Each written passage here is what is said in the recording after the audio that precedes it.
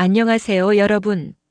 오늘의 주제는 맹자의 구절인 부지이한 위지가 여기자식하면 즉과인원에 한나라와 위나라의 큰 가문이 불을 그에게 보태주었는데도 그가 여전히 거머하고 신중하다면 그의 인품은 보통 사람을 훨씬 뛰어넘은 것이다입니다. 이 구절은 맹자가 어떤 인물에 대해 이야기하면서 진정한 인품에 대해 말하는 부분입니다. 맹자는 단순히 외적인 조건이나 물질적인 풍요로움이 아닌 내면의 진정성과 성실함을 중요한 덕목으로 삼았습니다.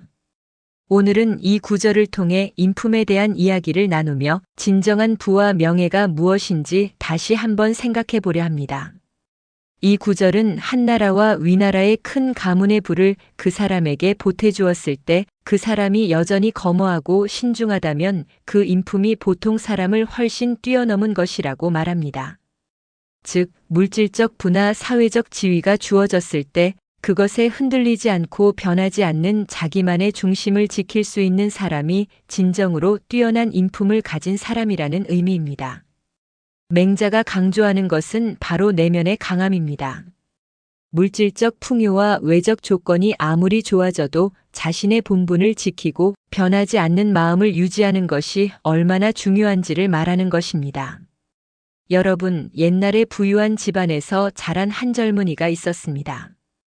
이 젊은이는 어려서부터 부모님께 좋은 교육을 받고 여러 물질적인 것들을 손쉽게 누리며 자랐죠.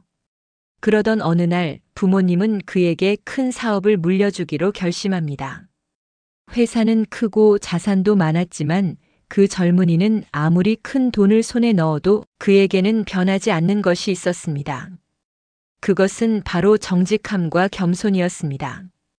그는 돈을 벌기 위해 무리하게 사람들을 속이거나 자신의 이익만을 추구하지 않았습니다. 오히려 그는 내가 가진 것이 많아졌다고 해서 사람들에게 자랑하거나 오만해지지 않겠다고 다짐했습니다. 그렇게 그는 여전히 자기 자리에서 겸손하게 일하며 돈을 얻을 때마다 더 나은 사람으로 성장하려 했습니다. 그가 가졌던 것은 바로 변하지 않는 마음가짐과 자기만의 도덕적 기준이었습니다. 이 젊은이는 한나라와 위나라의 부유한 가문처럼 돈과 명예가 주어졌지만 그것이 그를 변하게 하지 않았습니다. 그는 오히려 그 재물을 더 신중하고 겸손하게 사용하며 자신에게 주어진 기회를 사회에 도움이 되는 방향으로 썼습니다. 이렇듯 내면에 강한 인품을 가진 사람은 변하지 않죠. 외부의 변화가 그 사람을 흔들지 않는 것입니다. 이 젊은이가 바로 맹자가 말하는 보통 사람을 뛰어넘은 인품을 가진 사람이라 할 수 있습니다. 그렇다면 왜 맹자는 이런 사람을 보통 사람을 뛰어넘은 인품이라고 했을까요? 그 이유는 바로 자기 자신을 지킬 수 있는 사람이 진정으로 강한 사람이라고 믿었기 때문입니다. 사람들이 물질적인 성공이나 외적인 자랑에 집중할 때 진정한 인품을 지키는 사람은 결국 오랫동안 존경받고 그 사람을 따르는 사람들이 많아진다고 말입니다. 우리는 진정한 부를 무엇으로 정의할 수 있을까요? 물질적으로 풍족하고 명예가 높다고 해서 그 사람이 반드시 행복한 삶을 사는 것은 아닙니다. 때로는 내면의 평화와 자신의 본분을 지키는 삶이 훨씬 더 큰 부와 행복을 가져다 줄 수 있습니다. 이렇듯 내면의 힘을 기르는 것이 중요합니다. 한 마을에 가난하지만 성실한 청년이 있었습니다.